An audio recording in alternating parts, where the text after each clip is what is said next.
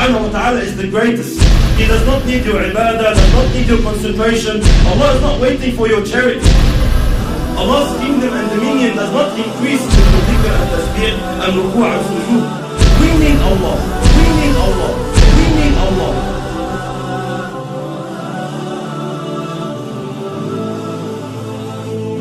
The issue of salat, the problem that we are facing with salat is that salat has to do with spirituality. It has to do with feelings that come through your heart and thoughts that come through your mind. A successful Muslim, like Allah subhanahu wa ta'ala says, قَدْ أَفْلَحَ الْمُؤْمِنُونَ الَّذِينَ هُمْ فِي صَلَاتِهِمْ خَاشِعُونَ. Verily the believers are successful, they are the ones who have khushu' in their salat. They pray properly, they stand before Allah subhanahu wa ta'ala properly. A crucial step, a crucial cornerstone in achieving this target is to know who you're standing in front of. Who are you speaking to? Which words are you reading? These feelings, this set of feelings, they have to come through your heart, and the more they take you on, the more they are in your heart, the better your salat is. And the weaker these thoughts and feelings come to your heart, the weaker your prayer is. Most of us, my brothers and sisters, when we stand in our salat, we are daydreaming. That's the honest truth. 90% of us, we're daydreaming in our salat. We're not even thinking of what we are supposed to think about. The thought of thinking of something doesn't exist.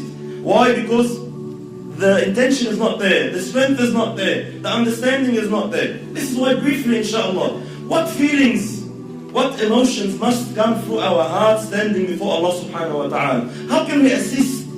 How can we basically amplify these feelings?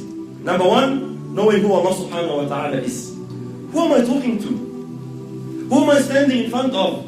Allah subhanahu wa ta'ala, my brothers and sisters, does not need us. Allah subhanahu wa ta'ala is the greatest. He does not need your ibadah, does not need your concentration. Allah is not waiting for your charity.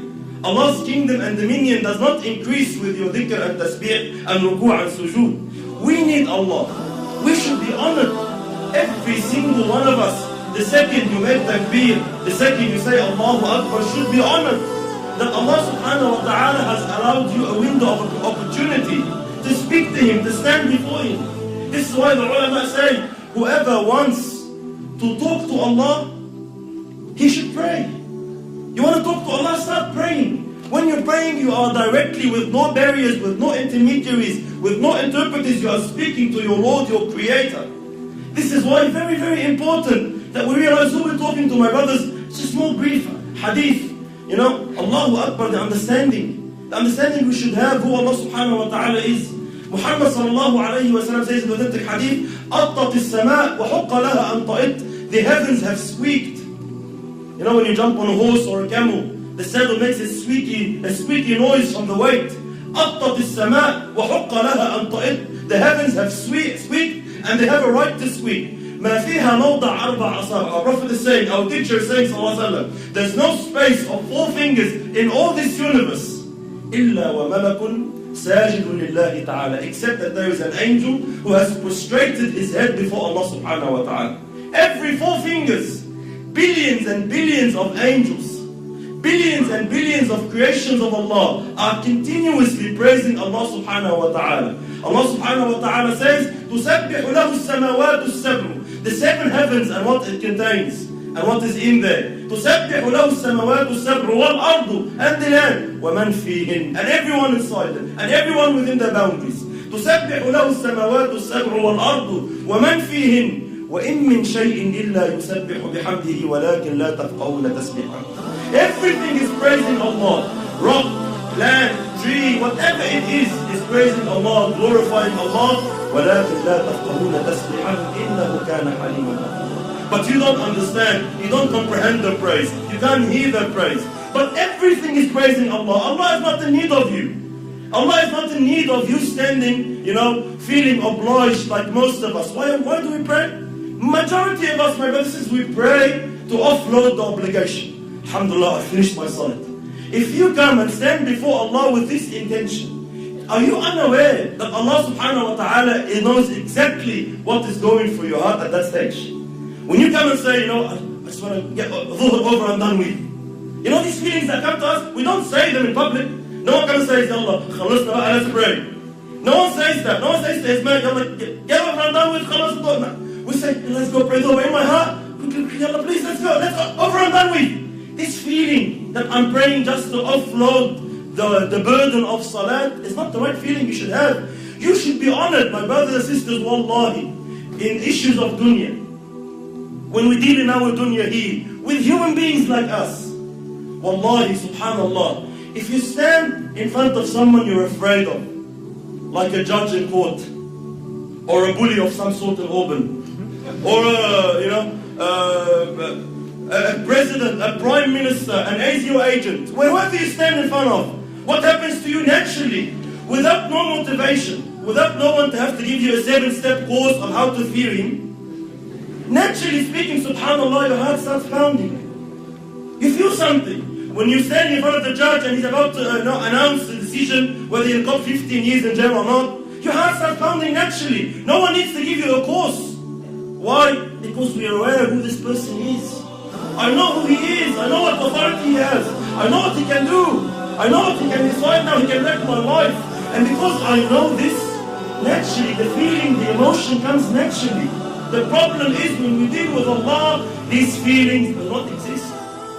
You stand before Allah and you're daydreaming. We all know Allah knows what's in your heart. يَعْلَمُ السِّرَّ وَأَخْفَى. But it does not move anything in you. Every blue moon, every now and then, maybe in Ramadan when you're feeling down, something that you're going through trouble with your family, you want to get married, you get some emotion. Other than that, our salat is just far off where it should be. Why? We are unaware who you are standing in front of. The understanding that Allah now subhanahu wa ta'ala has allowed you to speak to Him. Wallahi, my brothers and sisters, wallahi, we see Muslims in this dunya, they get to meet a sinner, let's say an actor or an actress or a pop star of some sort, and they are so overwhelmed by the fact that they had an opportunity to get his signature or her signature.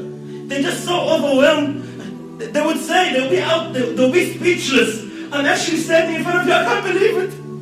And they'll be so, they'll be so touched that, he's allowed them 5 minutes of his time. We have these feelings with mashayikh even. Sometimes the super shaykh comes from overseas and we find all the boys and they're Allah Akbar, I'm giving him salam, I can't believe it. Subhanallah, every time I see such a situation, it always reminds me of Allah. Subhanallah, who is this person? Regardless, all ranks preserved. Who is this person? The Shaykh once said, imagine if you were to meet Muhammad sallallahu alayhi wa sallam, what would you feel? Imagine if Rasulullah sallallahu said, I'll give you 5 minutes of my time, come meet me. What would you think? Would you daydream? Would you be sitting with Rasulullah thinking of your wife? Would you be sitting in front of Muhammad sallallahu alayhi wa sallam thinking about work? No way on earth. Why? Prophet of Allah is here. You'll be taken. You'll be absorbed in the discussion. But subhanallah, we stand before Allah every day 5 times daydreaming. Why? We are unaware who Allah subhanahu wa ta'ala is. And how patient is Allah? How merciful is Allah subhanahu wa ta'ala, my brothers? Imagine Allah subhanahu wa ta'ala knowing, seeing what's in your heart. He gave you everything. He gave you the wife you're busy with. He gave you the husband you're busy with. He gave you the job you're thinking of. He gave you everything you're thinking about that's distracting you from Him. And He knows that, and He is patient with you. He is Halim subhanahu wa ta'ala. He still accepts you. He still allows you. Subhanallah. Imagine a prime minister allows a peasant to come and meet him for 5 minutes. Says, alright, you have problems, come. I'll allow you to meet the prime minister. But the peasant comes, he enters the office, and he starts playing with things around in the office, forgets about the prime minister. What will happen to this guy? He'll be banned. You will never ever have a chance to meet the Prime Minister again. Why? You're an idiot. We allowed you the chance, we opened the door for you, and you don't want to present your situation. You don't want to say anything. You get busy with something else. Why did you come? Likewise, imagine Allah subhanahu wa ta'ala, the King of Kings, 5 times a day allows you an opportunity to speak to Him, to complain to Him, to beg of Him, to ask of Him, and you are daydreaming. And Allah subhanahu wa ta'ala still allows you. Allah doesn't ban you. Allah doesn't say, this guy is disrespectful. No, Allah is patient. Allah waits subhanahu wa ta'ala. You will understand. You will come back. So very, very important. Step on who Allah subhanahu wa ta'ala is.